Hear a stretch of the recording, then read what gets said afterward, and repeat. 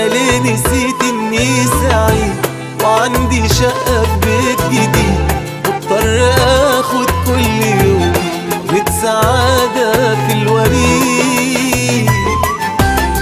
انا ليه نسيت اني سعيد وعندي شقة في بيت جديد، انا ليه نسيت اني سعيد وعندي شقة في بيت جديد، مضطر اخد كل يوم حقنة سعادة في الوريد.